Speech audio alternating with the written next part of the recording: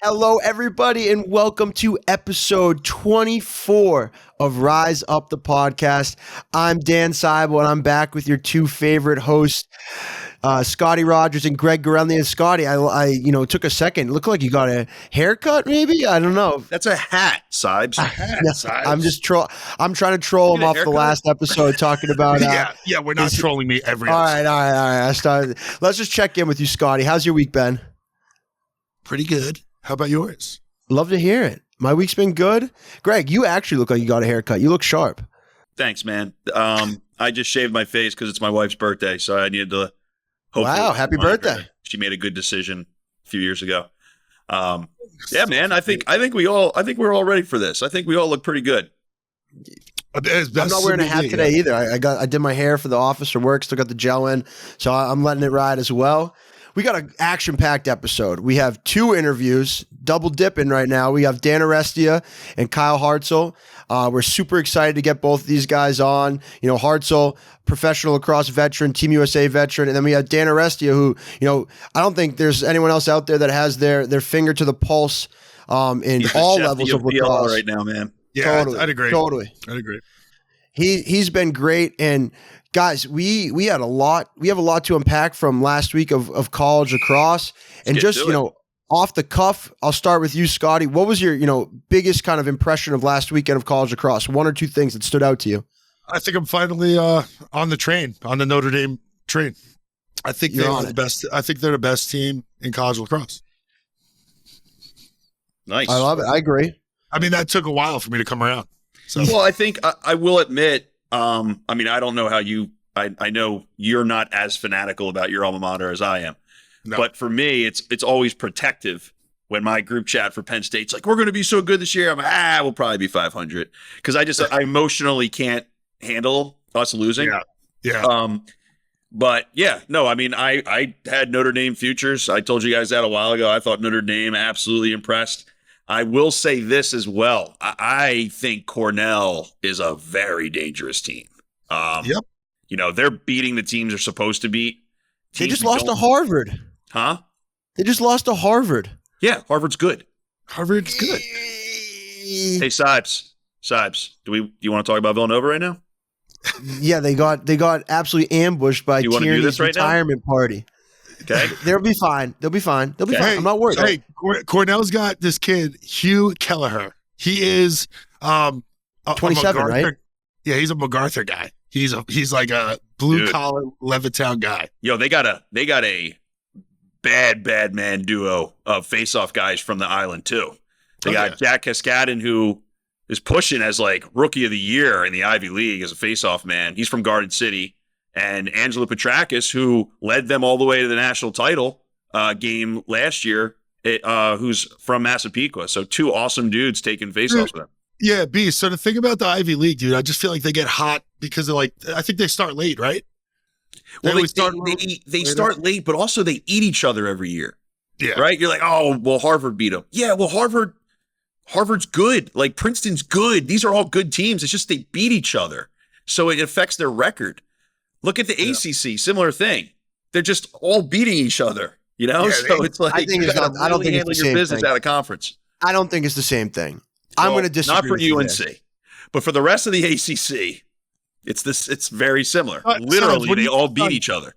Simes, what are you saying? You're saying the Ivy League and the ACC are not comparable? Well, the Ivy League's eating each other, but it's different. So last year, it made sense, right? They're eating each other last year, but they did well out of league.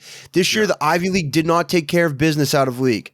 And you had teams coming into Ivy League play at 500 or below. And yes, their strength of schedules are still good because they're playing good teams. And a team like Penn right now is under 500 and still getting ranked in the top 20. So the strength of schedules are still good.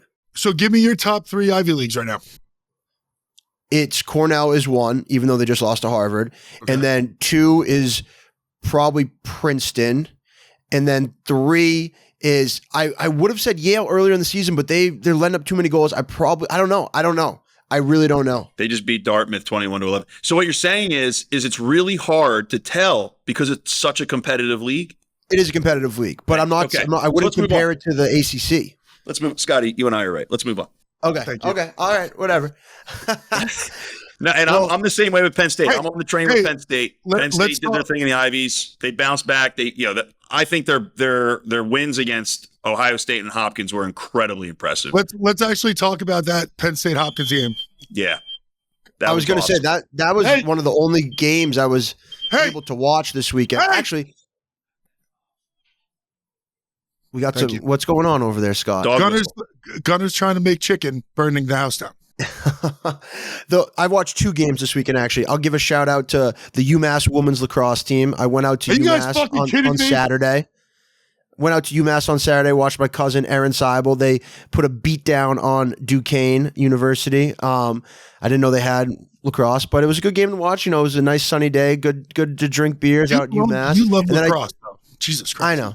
And I love supporting the family. Come on. Yes. But I watched the Hopkins Penn State game, and with about 8 minutes left in that game, with about 8 minutes left of that game, I said I was watching with my dad. I was like, this game's 100% going to overtime. 100% going to overtime. And it was just back and forth. The Penn State goalie, what's his name, Fracion, made 3 or 4 saves in overtime. What a great game to watch. Hey, Beast, what was your reaction in your house when they won? I wasn't able to watch the game, actually. I took my wife away for the weekend for her birthday, and we went to a resort, and I was shadily checking I said, hey, look, I'm going to take you out right now to dinner. I'm going to check my phone every 15 minutes. So we got to dinner, checked my phone. First 15 minutes are down 5-0. I was like, nope. Okay, you're going to wait about an hour now. And then I went back, checked it again. They were leading. And then I checked one more time, and they had won in overtime. So I texted my boy Chase Mullins. Saw his box score. He absolutely lit it up for Penn State, and I say, well done, young man. But yeah, I mean, I love what they're doing. I think it's a very Jeff Tambroni team, meaning they're all hard hat kids. They have a great combination of veterans and young players. Their 23 class coming in next year is phenomenal. So I thought they're actually ahead of schedule. I thought they were 1 year ahead of schedule right now. We talked about transfers before, right? It's not working out for Ohio State, but and Georgetown got a little slow to start, and now those guys are clicking. Same thing, bringing in new pieces, and they just seem to be clicking, and they're getting used to each other, and they're working together. So, I'm really happy. I think that's a preview for the Big Ten championship. It's going to be definitely Maryland, but I think it's going to be either Penn State and Hopkins playing for that spot. Any given day, man. Don't count out Michigan spoiling some shit. Yeah. Rutgers has played below what everyone thought they would. But I'm fascinated to see how those 2 last games for Penn State go, those 2 teams. Scotty, you brought up Maryland. We totally grazed over this, and we had it slated for later in the episode, but I think we should just get right into it right now. Do it. Glovegate. I have so much to say, to process this. I didn't catch it till the day after on Twitter. And I'm like scrolling through Twitter, and I was like, I trying to figure it out because there was a bunch of people saying different things as well. Some people saying so explain it to me because I have no idea. So we had some people saying on Twitter, and those watching on YouTube, Greg just put his lacrosse gloves on.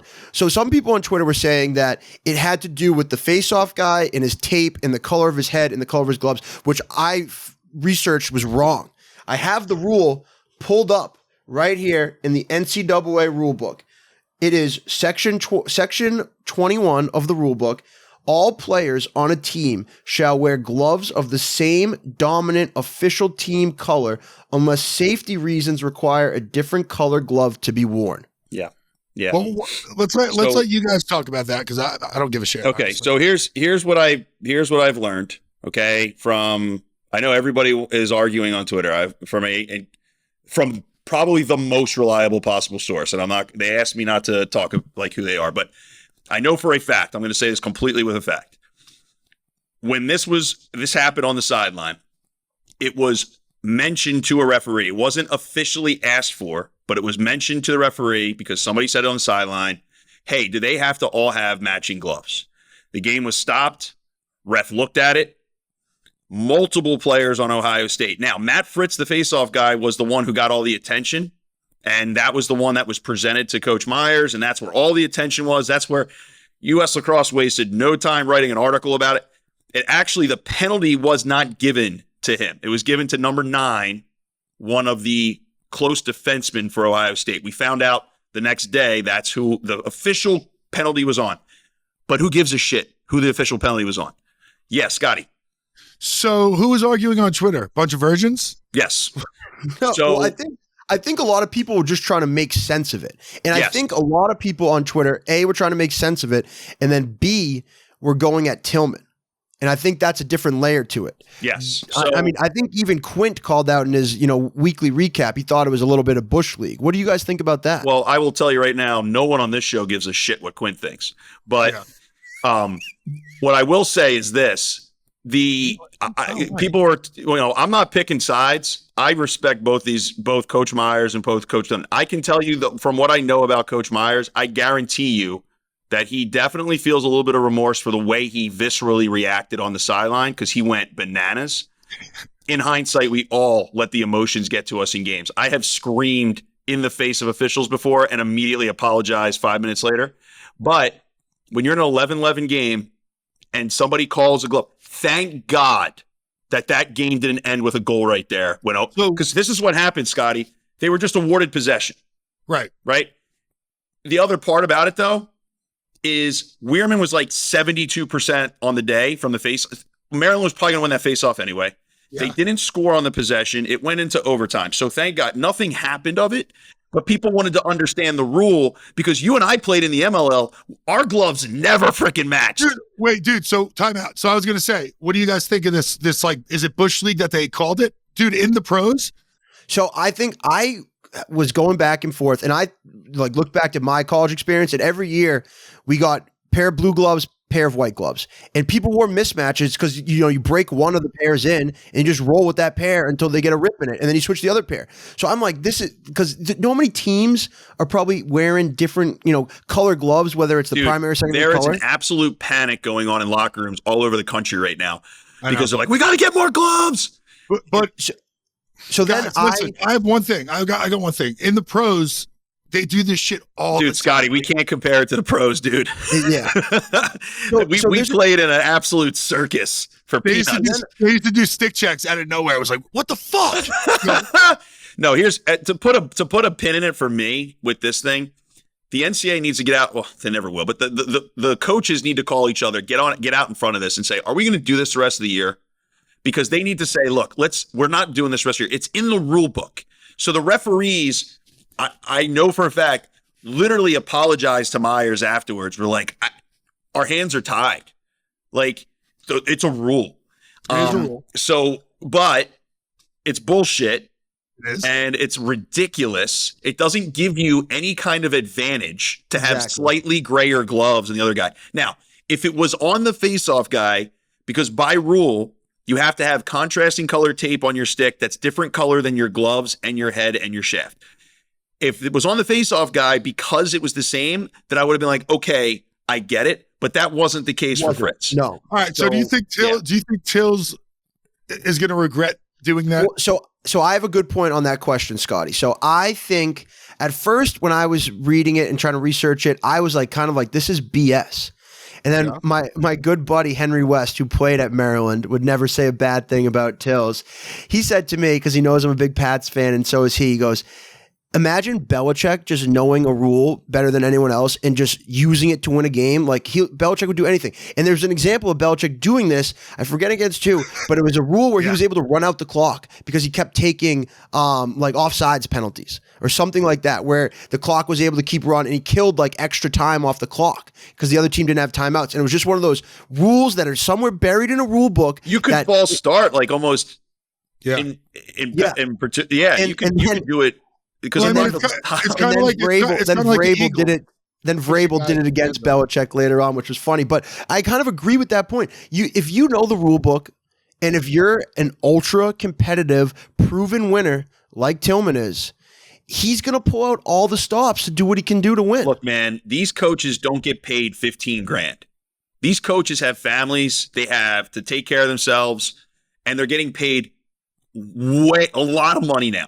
So for you, if you are in a dogfight and you're not the undefeated juggernaut Maryland of last year, and you know the rules there in a tied game and you can win, look, these guys don't care if you like them. That's why they're so good at what they do. Tillman's like, oh, Nick Myers isn't going to invite me to Christmas this year. Yeah. Who gives a shit? Boys, karma is going to, you know how karma works. So it will work out. Well, we'll see. But I think we need this it's always rematch. funny to see people fight each other because they want to be the person who knows the most on Twitter. It's always a delight. But yeah, my issue, it put a stain on otherwise a phenomenal game. Yeah. Agreed. I agree. No, I think that we all made great points. And like you said, you know, there's going to be bad blood moving forward. And I would love to see a rematch of these teams somewhere in the Big Ten tournament. And I know Nick Myers isn't going to forget this anytime soon. Oh, so. no, Nick Myers is good. Dude, I'm still laughing about Scotty. So who was arguing on Twitter? Bunch of virgins? Well, also, I love arguing about a rule. Arguing about a rule on Twitter. Get a life, you fucking nerds. Well, I also love how Scotty's like, you guys talk about this, I'm not interested. And then all of a sudden he gets interested. I love that. I like Nick. I like Coach Myers. I think he's a hothead. I love that. Well, fellas, that concludes our little recap of last weekend. We have an awesome interview coming up with Kye Hartzell. But before we get to that interview, I'd be remiss if I didn't shout out our sponsors, Rhoback. Make sure you use promo code RISEUP20, getting all your Rhoback gear. Scotty's looking fresh in that light gray hoodie. We're always wearing it. I'm still grinding. I'm trying to get some joggers. I'm waiting for my joggers. What does remiss mean? I'd regret if I didn't mention it. Nice. Here we go. Proceed. And also, I would love to shout out Face Off Academy and 42 Performance LLC. My two co-hosts are absolutely grinding, making the people in their respective positions so much better, molding the future of the face-off and goalie positions. So absolutely. Shout out to them and what they do with the youth and growing the game. A very special welcome to Rise Up the podcast to Kye Hartzell. Professional lacrosse veteran, 7-time All-Star, 2-time champion, gold medalist, champion in college. This guy's done it all. We're so pumped to have you on, man. Welcome to the podcast. Yeah, thank you. It's awesome to be here with Greg Grenley and Scott, both teammates of mine and good friends of mine. So, yeah, looking forward to this. Yeah, Scotty's chomping at the bit, man. I'm excited about this. How are things down in Texas right now? How's UT doing? Things are good down in Texas. We're 5-1. We just came home from a road trip in Colorado, beat 2 top 20 teams, and then we're heading into final week of conference play. So big week for us this week. We got to win to make our tournament. So we got Texas State tomorrow night, TCU on Saturday night, and then LSU on Sunday. So who did you big lose? Week for Who us did you here. lose to? SMU, Southern Methodist University. You should beat them. We should have, yeah. Should have. Yeah, it's Pony Express, man. They're paying players already. We know about this. So, what are the plans for UT? Because I know you have some big plans for that program. Tell us what you think. You know what you're trying to do there. They want to take a D1. One of the reasons I took the job was to get this program back to a winning program. They haven't won a conference championship in 10 years, and they haven't been to a national tournament in 10 years. So we're hoping to punch that ticket this year and make this thing serious down here, because I think the next step for us is taking a Division I. We have talks that we have a board put together to help do that, and it's going to take quite a bit of money anywhere in the ballpark of $30 to $50 million.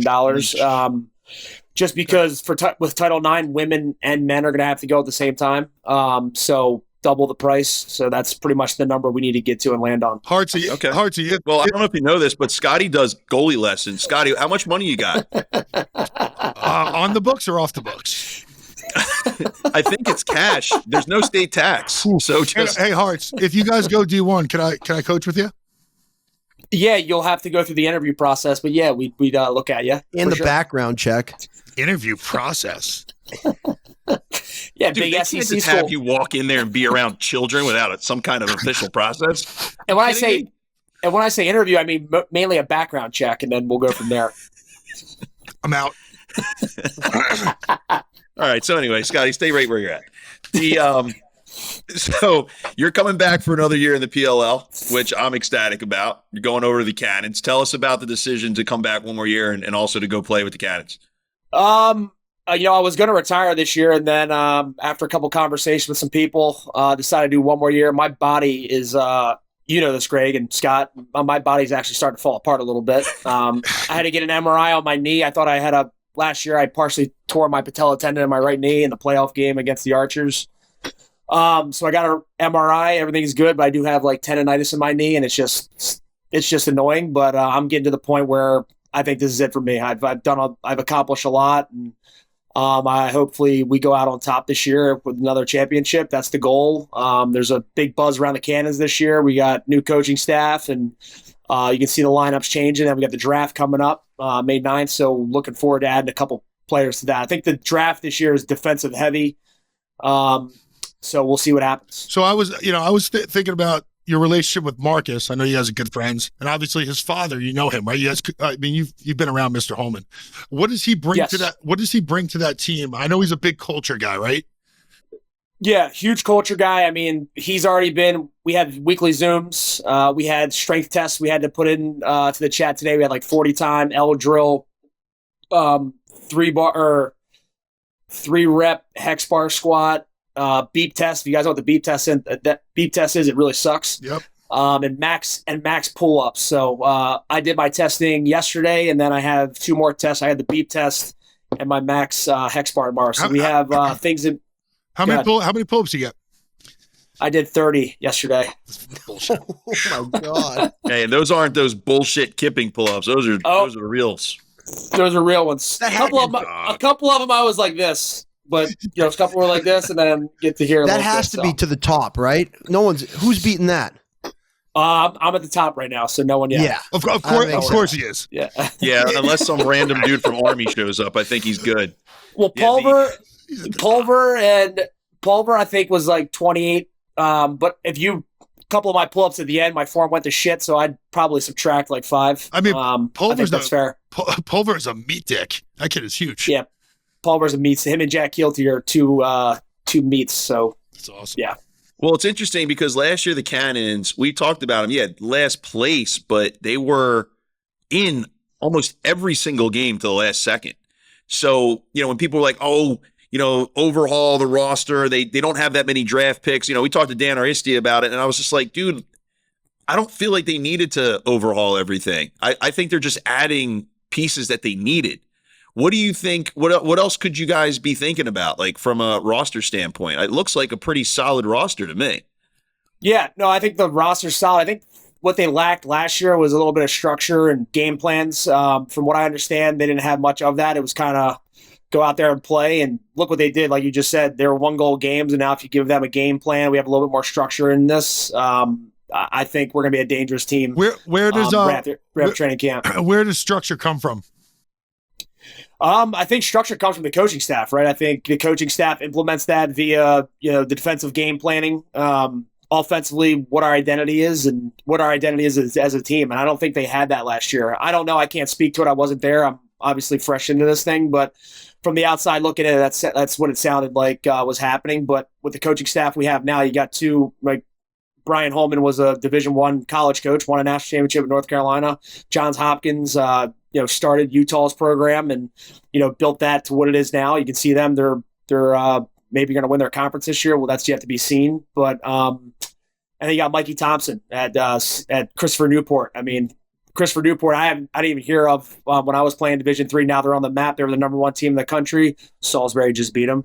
But other than that, he's done a phenomenal job with that program down there. And adding him, we've already had a couple D Zooms, and I've wanted to put my head through a wall on 2 of them. So he's, I think he's already got us there. And I feel like a rookie this year, man. This is it for me. But in the last 16 years, man, I'm feeling like a rookie again. I'm so excited for training camp. And the last 2 years, I was not like that. And this year, maybe it's because I know it's the last one. And we'll see. But I said it was the last one last year, so we'll see what happens. I'll make sure. Well, I can tell you from experience, there's definitely a different feel going into training camp that last time when it's that. Now, I was exhausted in training camp because I just had a kid when that happened. But like when you go into training camp knowing it's your last ride, dude, like you savor the stuff you didn't really pay attention to for the last 10 years. Like the little locker room moments and the fans after the game and stuff. So I'm glad that you have that in your mind when you're going into it this last time.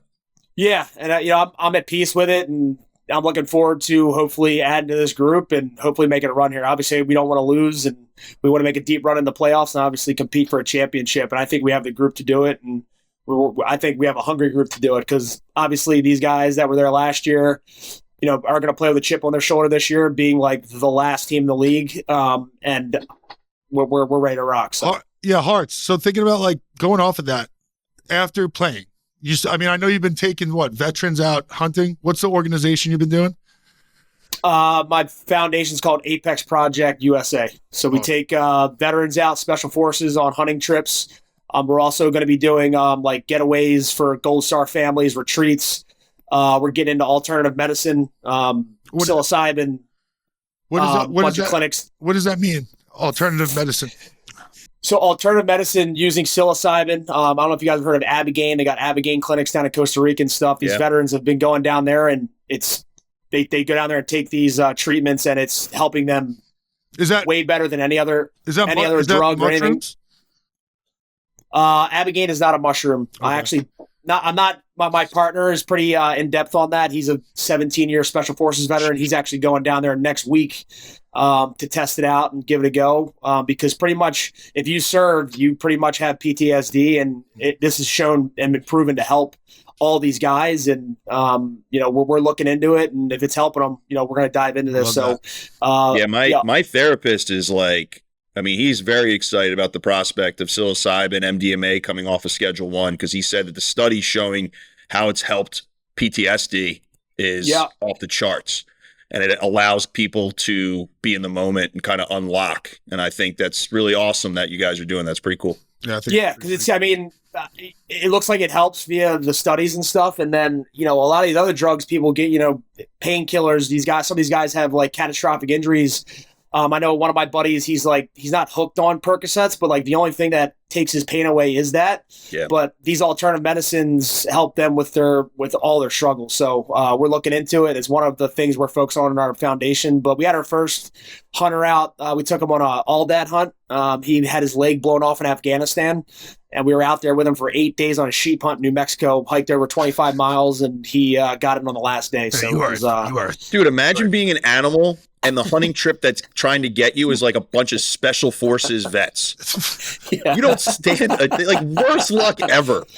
Well, when you hunt sheep, like different animals, like sheep are so high up in the cliffs, so you're like glassing them with your your optics from like 2 miles away, and then when you glass them, you got to figure out how to get up on these cliff faces, and it's pretty dangerous. But the one that we shot actually came down, pretty much was coming down to us, and she shot him at 652 yards, which is a pretty long shot. So, my question. Yeah, I can send you guys the video and the picture of it if you guys want to do something. Please do. I always thought that sheep were all domesticated. So seeing one get sniped in the head from 600. Why would you kill a sheep? So they're a huge problem. Share his wool, Scotty. Obviously. So they're a huge problem out in West Texas. All dead sheep, Barbary sheep, are native to like Africa over there, and they're all over the place. They spread diseases. They just reintroduced the bighorn sheep, which is a different breed of sheep, but they pass diseases on to that. So they got to limit the numbers and keep them in check. Because if they don't, they like tear up all the vegetation, and so you got to keep them in check. Yeah, so kill them quickly. Yeah, dude, those and pigs, man. God. Yeah, pigs are. You've been a pig hunt with me. I went hunting a long time ago with Kyle. Hartzell and I went pig hunting. We were nuking pigs with ARs, man. They didn't stand a chance. Hey, he's still a thermal scope, dude. I had everything but superpowers. I've been asking. Greg shot the biggest one. Greg shot the biggest one on the trip. I got close to it because in the thermal scope, they look like these tiny little varmints. Yeah. His shoulders. You walk up to it after you shoot it, and you're like, Jesus! It's like 500 pounds. His shoulders were bigger than Greg's. The thing was huge. I always ask Hartz to take me, and they're like, I don't think I can do it. I don't think I can pull the trigger. Yeah, can't do it. I can take you, Greg. But we have full clip into it. There was nothing left. I smoked that thing, man. But yeah, to close out the foundation thing, we just want to show our appreciation for veterans, and they deserve it. And these hunts you take them on, a lot of them are expensive. Sheep hunts are anywhere from $3,500 to $8,500 trip. So raising the money to take these guys out on these trips is pretty cool because it changes their lives and they love just being out there. So, all right, that's awesome, dude. That's awesome, man. You know, I've always said, like, you know, as a country in general, regardless of what spectrum you are from a political standpoint, we love sending our guys over to fight wars. We hate taking care of them when they get here. Yep. Man. So it's just awesome to see that you're doing that. What was the website again where people can find it? www.apexprojectusa.com. Awesome, brother. Awesome. Donate. Man. Go donate. Yeah, go donate. Awesome. Scott, go donate one of your goalie lessons if you can. Scott, you got so much money. Do you hate the troops? You don't hate the troops, do you, Scott? No, I mean that's a weird segmentation. Your dad was a Marine. Your dad was a Marine. Yeah, he was. He was. Dad, come on, do it for Dad. That's fucked. Yo, just a little bit of money, and then just give him $30 million.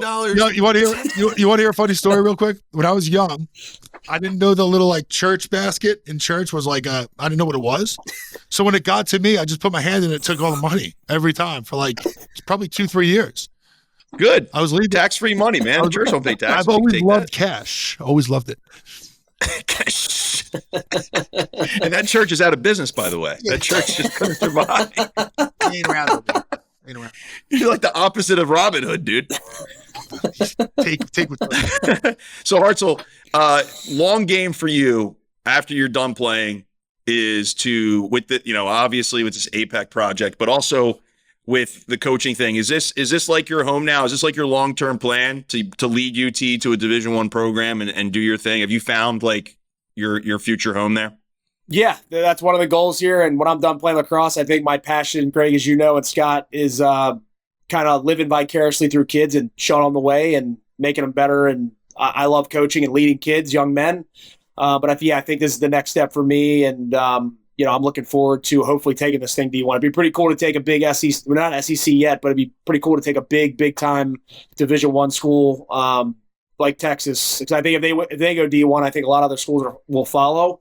Yeah. But yeah, that is one of my goals down here is to obviously win a national championship with this group. And we're changing the culture down here. We're trying to make this a lacrosse school. I think we got one of your kids committed, Greg, Michael Cohen, ESD kid. He's coming.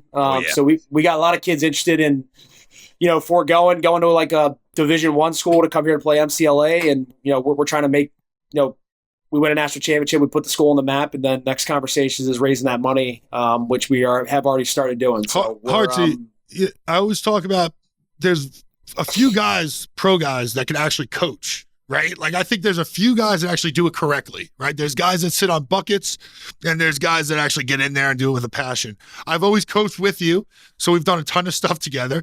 But I'm saying you're one of the good guys, man. You've always done it right. You always coach it right. Always start with footwork, fundamentals, and then you let them get their thing. But it's one of those things, man. It's like not everyone could do the coaching part with all your accolades that you have, right? Not everyone's great at that part. So it's one of your, I'll give you a compliment for once because I never do it. So I appreciate it, Scott. Yeah. And then obviously the Division I coaching thing, and then my defensive academy stuff. I'm just doing clinics locally here. I'm trying to stay as local as possible.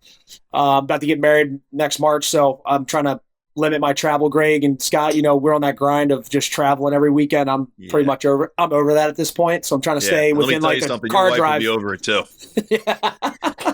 That's the first thing to go when you get married. Let me tell you. And I'm actually looking forward. Like I'm putting some roots down here, like you said, Greg, and we're looking at homes to buy. So I think Austin's, you know, where I'm going to be. And rumor is, you know, Matt Dunn's looking for a place to live. He called me the other day and he was like, "What about Austin?" I pretty much sold him on it, and I'm hoping he comes to coach here at UT too, because we get Matt Dunn down here.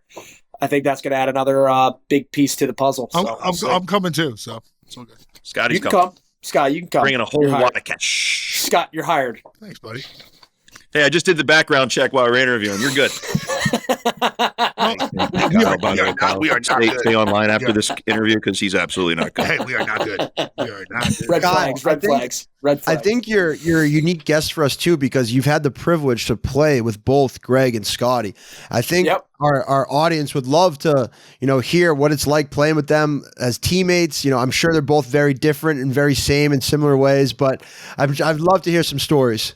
So I gotta give Scott a compliment. I gotta compliment Scott. It's gonna be tough. No, play with Scott, or I'll start with Greg because I think we've had the longest history together playing for the Lizards.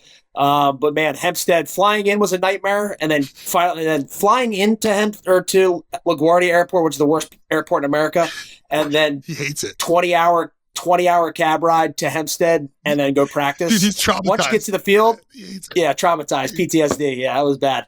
But after that, when you get to the stadium, and we're at Hofstra, I mean, it was one of some of the best years of my lacrosse career. Obviously, getting to win a championship with Greg, and I think going down as one of the best teams of all time. I think that Lizards team was very special. I mean, we had so many studs on that team: Ned Crotty, freaking Matt Gibson. I mean, we were just loaded that year. And Greg, obviously, the face-off X winning all the draws helped us a lot. And we had a lot of stories. Some not we can't share on here, but we had some good times in New York, and we were a tight group. And playing with Greg was awesome. I got to play on Team USA with him as well and win a gold medal. And that was probably the best moment I had to share with Greg was winning a gold medal in Israel. So we burnt that place down to the ground after that too. Yeah, Tel Aviv will never be the same. And it's crazy like sitting there, we played over there, and now there's like war over there, and it's crazy because like Tel Aviv and where we were, there's like, there's conflict over there. It's tough seeing that on TV, and it's sad, but like I'm glad I got to go over there and experience that place. We had to tour like old Jerusalem together and all that. It was pretty cool. Yeah, cool I'm sure you guys partied where the war zone was too, right? Near it. We went over to the Gaza Strip and we got after it. We're not afraid of anything. We just won a gold medal. We went with our gold medals. Yeah. So I think, my favorite moment I think with Greg would have to be, on Team USA, winning a gold medal, ultimately losing, and then having that chip on our shoulder to come back and do it in 2018 was special. So, and then on to Scott. I mean, Scott was, first year in the PLL. We don't know what the hell is going on with the contracts. It was kind of, Greg experienced it too, obviously, but none of us knew what this thing was going to be like, and getting to experience, the Atlas and getting, into a locker room with Scott was, pretty damn cool in itself, because obviously Scott's one of my good friends, and getting to play with him, Paul Rabel, Kevin Understein, some of the guys that I played with before, it was an awesome experience because none of us knew what was going on. There was a plan set forward, but, the PLL, what it is now, I mean, I think we all can say that it's a pretty good product, and it's the best thing lacrosse has seen. So, but getting Scotty's a great locker room guy, great leader, and obviously a great goaltender, and can't say enough about that guy because I'd go to war with him any day of the week. So thanks, buddy. Yeah. Good person to go to war with. Kept it clean. Oh yeah. I know. I wasn't expecting the clean version. I was waiting. Right. Yo, we're gonna get some beers and Kyle, and we'll do another interview. Scott. I mean, Scott was caught on ESPN or NBC cameras multiple times, just hammering smelling salts. So other than that. You guys can throw that him on camera doing, then we're good. Cut it.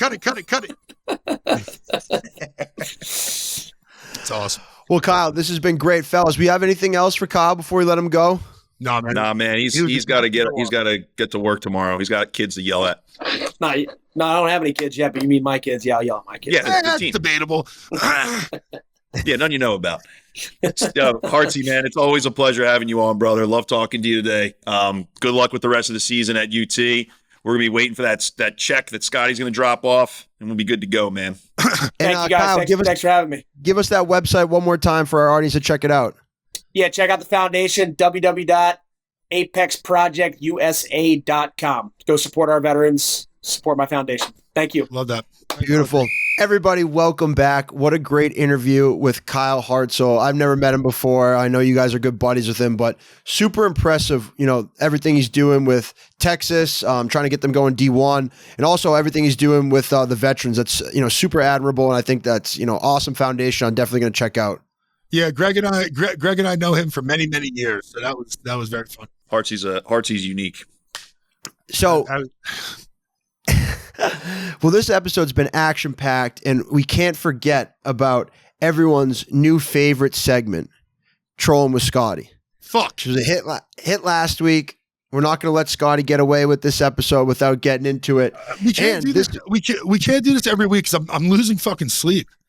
Okay. Scotty, this is supposed to be therapy for you. Do you not want to do it? No, I'm joking. Go. Shoot.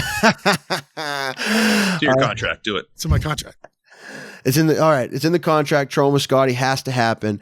And, I think, from last week, we scared some people off. We put some people on blast, and this week has been quiet. Got scared, man. I was scattered. I was refreshing Scotty's Twitter, looking for something to pull, and I couldn't find much. But I did some deep diving today, and I found some good stuff. You went to Reddit, and here we go. I found this post on Instagram from Ghetto Gary Gate. Okay, go. And it's a 5 slideshow dedicated to Scotty. So you got fans. You're popular. Go. The first one is PLL pulling every publicity stunt they can think of at this point, including prank calling Scotty Rodgers, giving him a tryout this year. Pussy. Yup. Keep going. Tell him.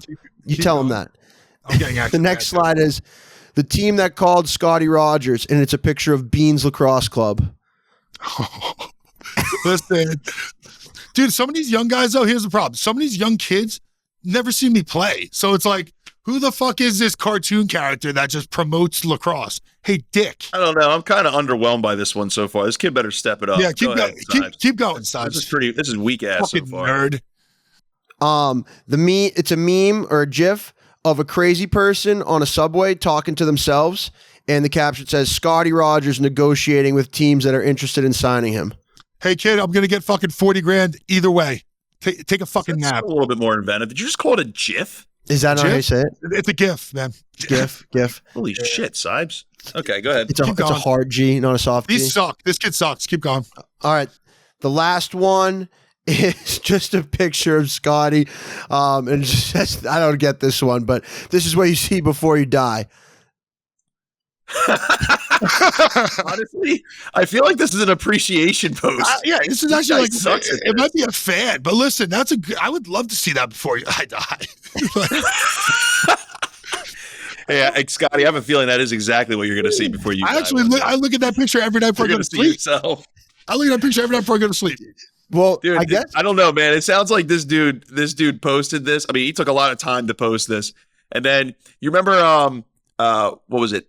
Was it Happy Gilmore? No, it was Billy Madison. Yeah. When he has the picture of him up on the wall and he does the lipstick thing. Yeah. And then sits back and dude, he's got a picture of Scotty above his bed when he finishes the thing and then does this. And did he tag Scotty in it?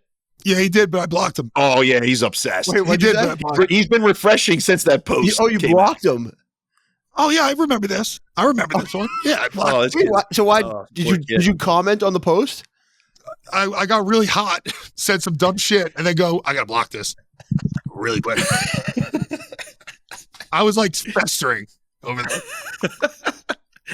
Oh man, poor kid put in so much time. You just blocked him. You think it's a kid, Greg, but it could be a father. No, I'm just talking from an emotional standpoint. Yeah, I'm just thinking. Some of my haters are definitely grown men, for sure. Probably people your age. Well, in stature, but really, if you're 45 years old and you're obsessing about Scotty Rodgers and posting five slide posts about him, you're definitely putting on some lipstick and staring at your ceiling afterwards for show. Listen, I'm gonna find that kid or whatever it is and teabag him, 100%. So let's do it. And that'll be the 6th slide. That's a call out to him. If you see Scotty around, you better reveal yourself and step up and claim all the work you did and say it to his face. It won't take your teabagging like a man. It won't happen. But yes. Well, that's all I had this week for Trollin with Scotty. We were a little underwhelmed. Yeah, I'm fucking pissed. What's up? Yeah, these kids I'm kind of pissed now. They need to wisen up. I want some sophisticated trolling. Yeah, I want better chirps, bro. Better chirps, all right. So I have a question. You say you want better chirps, but what do we want trolling at this point? Or we're trying to put this to bed?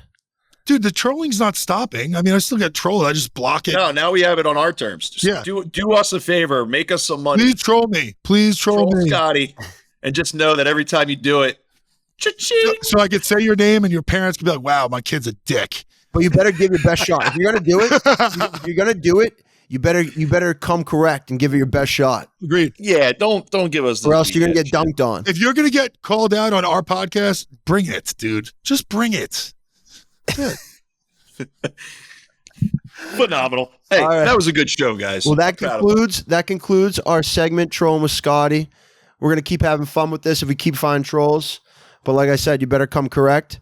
And we're going to turn it over to a fantastic interview with Lacrosse insider Dan Arestia.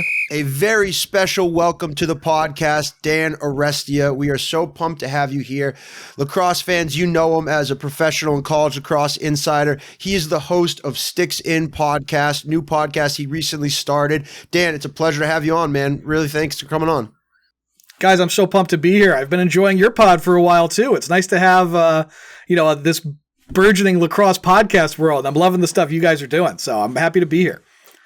Yeah, man, it's pretty awesome. It's funny. We talk about it a lot on this podcast about how lacrosse is fascinating because it's a smaller scope, right? No one understands, like, sports grow because people give a shit about it. And this league, like professional lacrosse, the PLL, the MLL, for a long time, we had, Kyle Devitt was really the only person ringing the bell. And now we have multiple people like yourselves who are in the sport and in the space talking about it. And, it irks me sometimes because I feel like people either poke fun at folks like yourselves or Sibes or myself or talking about PLL like it's not cool to do. But at the same time, you're like, dude, if no one gives a shit, then no one's going to give a shit. So, no one makes fun of Adam Schefter for coming up, hey, this trade's happening. But when Dan posts an awesome insider view at a deal the Cannons just made, people are like, oh, who cares, man? And so, Dan, first thing I want to know is just like, tell us about, and I know we talked a little about it before we got on camera, but tell us about how you got into the position you're in right now. So it goes back like a long time just because of how long I've been around lacrosse, really. But I started playing lacrosse way back in, I'm not going to tell you the year, but I was in third grade. And, I played all the way through high school. I played into college a little bit. And then, I came home and was working and was just trying to kind of find my way in the world for a while, and found my way to coaching lacrosse because I just wanted to stay around it. So I was doing that at the youth level in the town I grew up, a town called New Canaan, Connecticut. I was coaching the youth program there. And then that was kind of at a time where, again, kind of dating myself, but club lacrosse was like kind of just being invented or like just starting. Like it wasn't a thing that was everywhere. There were maybe some regional clubs, that kind of thing, but it wasn't all over like it is now. And Jeff Braymeyer, who's the head coach at Darien High School, started a program then called Connecticut Chargers. And he was looking for some people to help coach some of his younger teams. So I went out and I helped him did that. And that kind of, got me in there with Coach B. And then at the end of that first summer I had with Chargers, Jeff is always a guy who's just trying to have more people around the game and everything. And he said he needed help with his freshman team at Darien High School the next year. I said, happy to come do it. I'd love to do it. And I was the assistant coach for the freshmen there in Darien for a couple years. And then I went and coached the JV there for a couple years, and spent a couple years as an assistant to Jeff with the varsity too. And I absolutely loved it. Like I was just wanted to be around lacrosse all the time. But anybody who's coached at the high school level in a public school setting knows that it's not a way to really provide for yourself or for anyone else. And I was getting ready to get married and kind of get, serious about my adult life. So I had to go get like a real serious job. And my job that I went and got was local journalism. There was some local newspapers here where I live in Connecticut that were looking for some people to cover different beats. So I started doing that. And then whenever I could, I was like, there's a really big lacrosse game that the paper should have some coverage for. I'm happy to go do it. And I would do that all the time. And I started loving covering it. It was a way I'd never experienced lacrosse before, but I found a lot of joy in it and I loved doing it. So from there, I was like, I want to take a shot at doing this a little more seriously. Still is, a hobby because it's not going to pay the bills, but let's see what we can do here. So out of the blue, I emailed the team at Inside Lacrosse and I emailed the team at College Cross back then with SB Nation. I said, hey, I've been coaching. I've been a player, a media guy now. I write about it, try and do game coverage. If you guys have anything, I'd love to be considered for it. And the IL team was awesome. Terry Foy there was basically like, hey, look, you're near Yale. You're near West Point. You want to go cover a game for us? We'd love it. So I got the opportunity to do that. And then College Cross let me write, basically a weekly kind of features or opinions thing for them. And then between those two outlets, I just started kind of growing my network and, obviously in the college lacrosse world, a great deal over the course of the years doing that. And then, basically what really launched it was the day that somebody texted me and said, there's a new lacrosse league getting started, and Paul Rabel and these guys are going to take a bunch of pros and they're going to start a new league. Like, nobody knows about it yet, but it's happening. It's really happening. And I was like, this seems like, because the way you heard about it was like, there's this guy at my men's league who was like, yo, there's a new pro league starting. And I was like, yeah, sure there is. Okay, whatever. But then you start asking, it's like, oh, there really is. And so, I started kind of going down that rabbit hole. And what made me want to do it was learning about what the PLL was going to try and be as they were kind of growing and in the development stages, and what they had planned and what they were trying to do when they launched. And the idea being, okay, we're going to elevate this sport at the professional level, and this is going to be pro sports. This is going to be for real pros. We're going to treat them like pros, pro level venues, pro level coverage, the whole deal. And for me, I saw that as an opportunity to be like, I want to offer a pro level coverage then. I'm glad you mentioned Devitt with the MLL, because again, he was, like you said, the only one really offering legitimate, serious coverage of that league. And I was like, the PLL is a chance for more people to try and do that, to cover this like real pro sports and offer something that's not just, nothing but fluff and, lacrosse, small world. You got to be nice to everybody all the time, but honest, objective coverage like pro sports deserves. So as the PLL was getting ready to launch, I was like, I'm going to see if I can try and bring that to the table. And that's basically all I've been trying to do since. So that's how I got here. I love that answer, and there's so much to unpack there. But the one thing that stuck out, well, for actually a couple things. First thing, I love that your passion for the sport, and just like Greg and I, like, we don't play anymore, but we still have so much passion for it. And if you're passionate about the sport of lacrosse, there's so many ways and avenues to inject yourself into it and still be a part of the sport that we all love, which I think is just such an awesome thing that we have in this lacrosse community. But my second point that stuck out to me is when you say, like, not all fluff. And you've gotten to this point where, you've gathered a pretty big following on your Twitter, and you always seem to come up with these scoops. And I won't make you reveal your sources, but I know that sometimes, you get some backlash from the powers at bay about your scoops. So what can you tell us a little bit about that and how you kind of navigate those waters? Because what you said about, like, honest opinions and honest takes, I think that's really important for lacrosse to get to the next level. Yeah, I think so too, and that's why I try and do it. So, I think when you think about the most fun parts of other pro sports, so that's kind of the way I thought about it. Was like, all right, the NBA offseason, the NFL offseason, what's the best part of that? Is those moments where this deal is getting broken, or this is the rumor, that's the rumor. The buzz that generates around those sports is incredible. And I think it would be, I always thought it would be fun for lacrosse to have that. So I tried to offer that, and I know there's definitely times where it's not always the most popular thing, like you said, with some of the powers that be. I think, there's an eagerness to kind of make sure that the narrative stays on the path, and the release of information stays on the path that you have set out for it. And sometimes there's a source here, or an outlet here, an outlet there, that is meant to be where we want to release the information to. And if it comes to me first, I don't know about that you're waiting for it to go somewhere else, then I have it as the truth, then I'm probably going to try and go with it. And so I think that ruffles feathers a little bit sometimes, because again, like, the way the news comes out, particularly with the PLL, is always going to be something where it's going to be on their terms, on their calendar, on their schedule, and a disruption to that is not always something they're pumped about. So sometimes I do get a little bit of pushback there, not always directly from them. I think there's a relationship, I think, there where I don't think it's ever really been spoken, because I've never said anything about it and they've never said anything about it to me. But obviously I think we kind of need each other a little bit, right? Like, I can't do this without them. And I think there's part of it where somebody like me is maybe a good thing for the league to have a little bit of, this is the guy who's going to maybe steal a scoop here or there. But 100%. Yeah, I mean, look, imagine how boring it would be if the only people who are giving us the news about the NFL were the NFL. Right. Right. And I get wanting to control the narrative, and I totally understand that, because you own a business. But I would love it, for instance, like Face-Off Academy. I would love it if there was buzz like, I think the Face-Off Academy is going to make an announcement on Friday. I think it's going to be about their overnight camp. Like, I would love if people were fighting over trying to get scoops of that, because by the time we announce it, everyone's like, yeah, and you look at like Apple, Marvel, all of these big entities, when they're about to make a big, they purposely put little information out there so people start buzzing about it.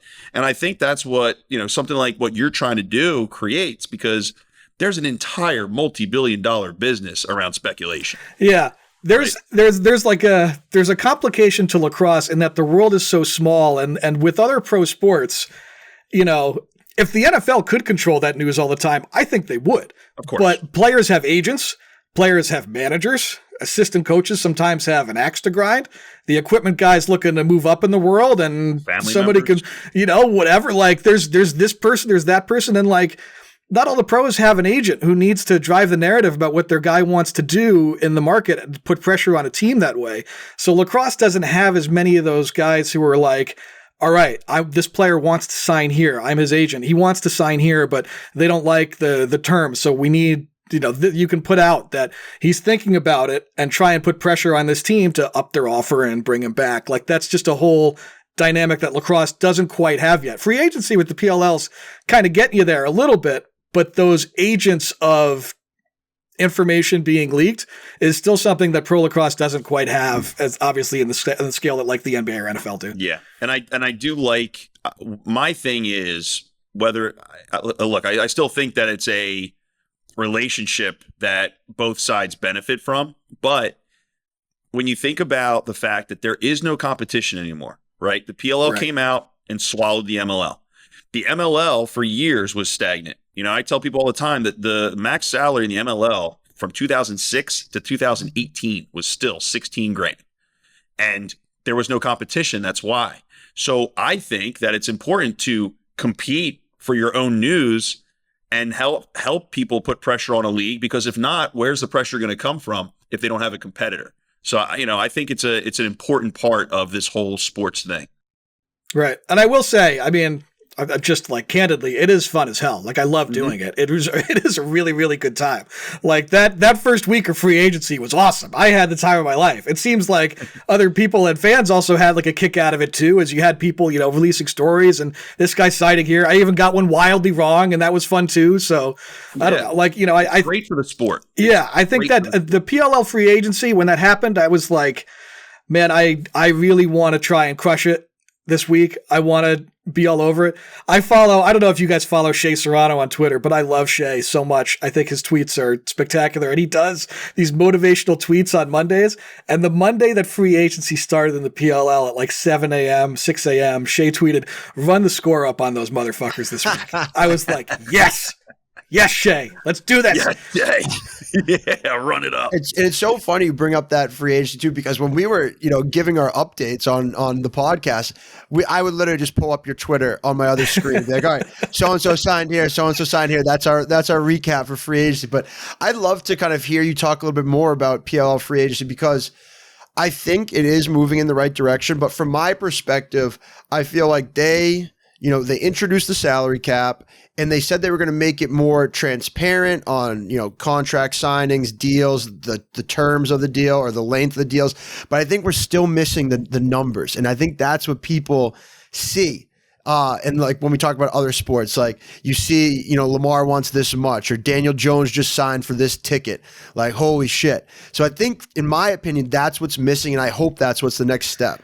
Yeah, I would agree. I think, like you said, when you look at those other off seasons, the thing that really is the buzz is not just where the guy signs, but the conversation immediately afterwards is, oh, the team overpaid, or, oh, they got him cheap, or, oh, it's this big incentive laden deal and it's a prove it deal, or it's this or that. And, I'm just guessing here. I don't know if this is the case, but I would guess that maybe, again, the numbers aren't quite as sexy as they are in other pro sports, where Odell gets a 1-year deal for $18 million or whatever. Like, God, we're not quite there yet. The numbers being between, the minimum is whatever it is now, $25K, and it ranges up to, teams had some flexibility to spend about $100K over the minimum across their team for the salary cap. So the numbers aren't these like big, sexy millions pro sports numbers. And I think there might be a little hesitancy because you don't want to kind of just get poked fun at for being like, all right, he's a pro athlete. He just signed a 3-year deal for $30,000, $35,000 a year, whatever it is. As much as that is like you said, massive progress over where the pay scale was, like incredible. You even look at what they paid out to the guys in the championship series where, if you're on the Chrome, you walked out of there with $15K, players and coaches for a week of work. For a week, I tweeted out what the pay scale was, and Harbison was like, my MLL contract was $5,500. It's like we've come a long way from that. So a long way, man. And you only get there by taking those steps. And right. I've always said my whole career, like you said, if I post something like this guy's getting $25,000, people are gonna be like, ooh. But at the end of the day, I still say, what's more impressive? A Harbison who trains like a professional athlete, eats like a professional athlete, flies all over the country, deals with all the setbacks of being in the MLL so he can be a pro athlete and he only gets paid $5,500. Or the guy who does all those things and then makes $18 million. Yeah, good for that guy. But I think it's way more impressive for an athlete to kill himself and set a career and be a pro for pennies. And it's good that the PLL is making those inroads for sure. So Dan, heading towards the draft, like let's talk PLL. Like, what do you see coming up? Like, for the draft, when you look at these rosters, who are like, each team, what's the big thing that they need to each get after here? Well, the Cannons need to get after some more picks is kind of what the Cannons need to get after. They, obviously it's been the talk. They traded that pick that became the number 1 overall pick that belongs to the Atlas now. And they don't have a 3rd round pick either, which kind of gets lost in the news a little bit. But that trade for Jake Ficcaro that they made, and obviously Jake's retired now, but that was their 3rd round pick this year that they gave up to get him. So Cannons only have 2 picks. Now the first one is the first pick of the 2nd round, the 9th pick, where you're still going to get a really good player. But there's a rebuild obviously underway kind of there. They were very active in free agency. So, where they choose to go is going to be interesting. I think a question for the Cannons is going to be, there's this clear group of basically like 4 defensemen who are going to be the guys I think that really drive this draft. It's a defenseman like all-time great draft with Gavin Adler, Will Bowen, Owen Grant, Brett Makar. Does one of those guys, or multiple of them somehow, make it to the Cannons at 9? Because I think that's kind of where you need to go. Some of their moves on defense, they brought in Hartzell and they still have Brody Merrill, but we have the 2 oldest defensemen in the league, 2 oldest players in the league there. You need to, I think, maybe try and get a little bit younger on defense. So for the Cannons, I think you're kind of hoping that one of those guys makes it to you. Otherwise, you got to start looking at trading or trying to acquire picks somehow. Well, 2 things. One, Brody's holding out still. Yeah, Brody's on the holdout list. And, hey, Brody, I think you've had a great career. I think just hanging it up, tied with me for career ground ball. I was going to say, they're putting him out there for 1 ground ball and then subbing him out and taking the gear off, and that's it. I think Mike and Paul absolutely refuse to acknowledge that I'm the one who's tied with him on social, but we'll leave that for another episode. And then the other thing is Chris Fake is also coming out, right? He is. So Chris Fake should be in this draft. Defensive. If this was any other year, Chris Fake might have been the first name out of your mouth. Yeah. I will say, I think I'm in a small camp, but I'm not a Chris Fake stock buyer right now. I'll be honest. Really? Yeah. I like guys like Kenny Brower, maybe a little bit ahead of him, or like a Cam Wires out of Loyola, maybe a little bit. And I'll tell you, since Chris had his injury, you just noticed that there have been some attackmen that he has a harder time with. And I remember I went and watched the Yale play Penn State and Grant Amos last year there up in New Haven. And Grant, like, again, Chris, like, I love you. This isn't personal, but Grant tore him up. He had some fair. Grant tears a lot of people up. But then, you see, right, the PLL level. You saw him struggle a little bit with a Jeff Teat. You see him struggle a little bit with a Michael Sowers. A guy like Rob Pennell is waiting for him in the PLL. There's a lot of attackmen who play like that at the pro level. And if you're showing on tape in college that maybe that's a tougher matchup, as much as it as a matchup that he can win, is he just won a matchup with Brendan O'Neill. So if you can get him on a player who plays like that more every week, who's maybe trying to put his shoulder into you or play more of a leverage game than a speed game, then I think he'll be okay. But if I'm looking at a defenseman for a specialized type of matchup, then I'm less inclined to take somebody like that higher in the draft. That's just my personal. Yeah, I think Chris Fake would actually fit in very well with the Redwoods, and the reason I think that. You guys still have Eddie Glaze for a year. You have the best communicator on defense in the league. Right. You have Eppel, who is the guy, right? He fits right into that third spot where he does seem like he kind of thrives in a good support system. Yeah. It's interesting. Plus, he's a Notre Dame guy for a year, so it's almost like I was going to say that counts. Who do you think is the biggest sleeper coming out of college? Who will be one of those guys that has an instant impact that maybe we didn't expect, or who was not on Kark's big board? Let's see. Who's a sleeper coming out? If he comes out, I'll tell you who I love is BJ Ferrer at Penn. I think when you look at guys and I feel like when you try and evaluate them at the pro level, you have to remember that on game day, there are 19 spots on a roster, and that's not a lot. And to make yourself viable and available for a PLL game day roster, you need to be able to do a lot of things well. The guy who all he does is shoot, whatever, that's his skill. That guy doesn't make a game day roster because you need to be able to dodge too. You need to be able to do other things too. And BJ has played LSM for Penn for years. He can play down low because he can run with some of the faster and shiftier attackmen. And he's played short stick D-midi for them too. And, a guy like that who is available to play multiple spots for you on game day, where it's like I can free up roster spots for other guys where I want to go a little bit deeper. Players like that are obviously really, really special. And then Garrett Ledman obviously is playing his way up draft boards left and right. He's having just a ridiculous year for Duke. No, that's a great point. And like you said, the same applies to Ledman. Those almost utility Swiss Army knife guys that can play different positions. I think about a guy like that I played with, Connor Kirst, who, scored a ton of points in college. His fifth year at Rutgers, he played attack. But, now in the pros, because he has that, utility aspect about him, he's running two-way. He's, running up and down the field, playing defense. He plays D in box. So those type of players, I definitely agree. And sticking with the college, we've had a crazy year so far. We've talked so much about PL. We've barely kind of scratched the surface of college. What do you think is the biggest surprise so far this year? And then who are you pulling for? And who do you think, is the front runner right now for this college season? Well, nobody wants to be number one right now, right? We've had a new number one every week for 4 weeks. So, I think for me right now, I'll toot my own horn here a little bit and say that I picked Notre Dame before the season started. I loved Notre Dame then. I still love Notre Dame right now to be the team that does it. I think if you're a Hopkins fan and you're a Penn State fan, I'm sure, Beast, you're loving life this year. It's been a very, very good year for those two programs. I thought Penn State was primed for a bounce back year coming in. It was like, you look at the record last year. Yeah, it's ugly. It's a 3-win season, but there were 1-goal losses to 2 teams in the Final Four. And there were 1-goal losses to 2 other teams that, were there in the quarterfinals. That team was right there in all those games. And a lot of those players came back. And there's just a ton of talent on that team you like. And they are deep on the offensive end with a lot of guys who can hurt you, which is what teams I think are really finding is the best way to be successful. I felt like that was why they had success against Cornell, right? Gavin Adler's out there for Cornell and he's going to delete somebody. You know that when you walk on the field.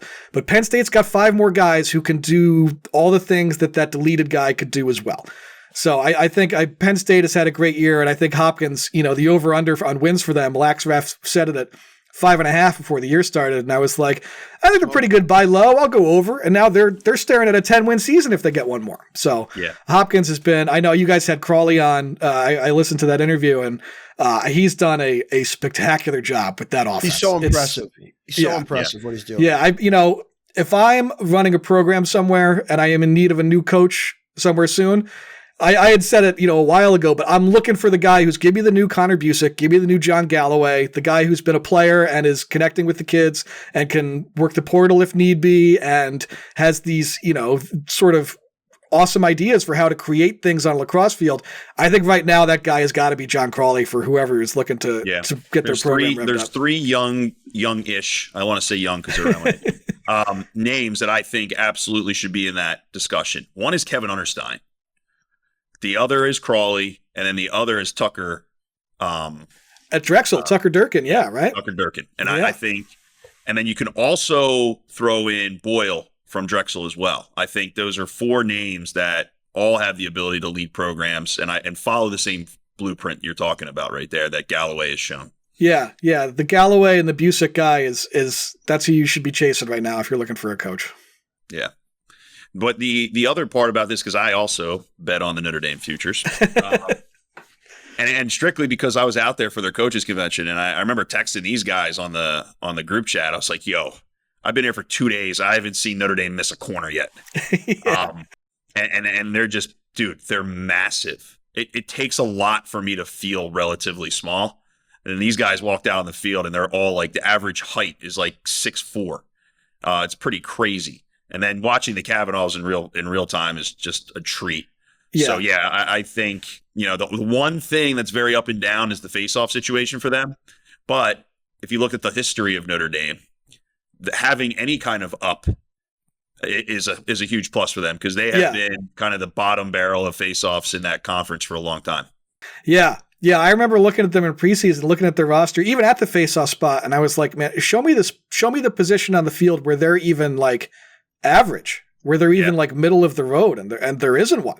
They are top tier at every position on that team right now. And I love, you want to talk another guy who could be a fun guy in the PLL is Tevlin. I mean, he does everything for them. I had joked on social, I was like, are we sure there's just one of him? Like they must have cloned this kid or something. He's just on the field all the time. He's playing pole on man down. Like he does everything. Yeah, it's pretty impressive. It's crazy. Well, Dan, before we let you off, I'd love for you to pump up your podcast, your new podcast. Tell us a little bit about it. I wanted to start a podcast that was something that was, a way for me to kind of share my thoughts, share my ideas outside of just the social media world. In case outside Elon's of Twitter, 240 characters. Yeah, it's if Elon blows up Twitter tomorrow, I kind of would just disappear with it, and I didn't want that to be the case. So I took the idea for a podcast. It's called Sticks In. The name is from, I don't know if you guys did this when you were kids, but at camp or at the end of practice when it was sticks in time, but this was like a last drill of the day where if you needed to pick up teams like schoolyard style, coach would say, all right, everybody sticks in. They all go in a pile, and then coach goes in and picks up 2 sticks at a time and throws one to the right, one to the left. Everybody goes to their stick. When he's done, those are the teams. Let's go out and let's play. And when you were at camp and a coach would go, all right, everybody sticks in, that meant you were there at the good part. Like the fun was starting. This is what you've been wanting. This is what you've been waiting to do. This is the best part of the thing for you. And so that's where I kind of wanted to capture. And I called it Sticks In. I do a couple episodes a week. On Tuesdays, I take you through, I'm lucky enough to have a media vote for IL's top 20 poll every week. And I don't hide it from anybody. I walk you through the entire thing every Tuesday so you can hear how I voted and why I voted that way. And then on Friday, I will go through every game in D1. I'll give you what the line is. I'll make a pick for you. And my record there is not great, but I still do it every week. And I try and mix in some guests and everything too. We had Eamon McEnany on, like you guys had, to talk City Lax. I had Liam Banks on with Jordan Johnson to talk NCL and that season getting underway and what they're doing, which was really, really special and fun. And, I got a couple more things lined up there. Obviously, we'll ramp up into PLL as that season is right around the corner. But we got the podcast called Sticks In. You can get that anywhere you get podcasts. And then sticksinlacrosse.com is where a lot of my written content lives now. So if you want to see, there will be one more PLL big board before the draft. You can see how I think everybody is going to shake out there, and we'll get mock drafts going. And it's that time of year. So it's all coming. Love it, man. Well, Dan, have to have you on here a few more times throughout the summer too, man. Happy to do it. Yeah. I was just going to say. It's a lot of fun having you on here. Like I tell people all the time, I consider you the Adam Schefter of lacrosse right now. You're crushing it, man. And you're just so you know, the people who matter, your efforts are not going unnoticed. So thank you for everything you're doing for the sport right now. I appreciate it. Every time I do have days where I'm ready to just like delete Twitter and throw my phone in the ocean. But like you said, the people that have told me that they appreciate what I do most are guys who are playing in the league. And at the end of the day, that's kind of who I care about, what they think. I don't need you all to like me all the time. I'll probably say some things about you that maybe you don't think are nice, but I think you have to make a choice sometimes if you're going to do this fairly, where you have to have everybody like you. You have to have everybody respect you. And I would prefer the latter. I think they would always respect what I do, even if they don't like the way I have to say things sometimes. I love it. Well, Dan, thank you so much. I hope everyone enjoys listening as much as we enjoyed having you on. Make sure you go check out Dan's stuff at Sticks In, his podcast and his website. Make sure you follow him at Dan Arestia on Twitter. Dan, thanks so much, man. It was a pleasure. Thank you, guys. Tell Scotty I said hello. We will. Fantastic episode 24. We had a lot to unpack. We could barely touch upon the games coming up this week. We got another big slate of games. We'll be sure to unpack it next week. Be sure to tune in where we break down the biggest games that happen and all the news stories that come up from this coming up weeks of games. But fellas, great episode. Make sure if you're listening, follow us on Apple, Spotify, subscribe, download the episodes. If you're watching us on YouTube, subscribe to TorchPro's YouTube channel. And fellas, that's episode 24. Good stuff.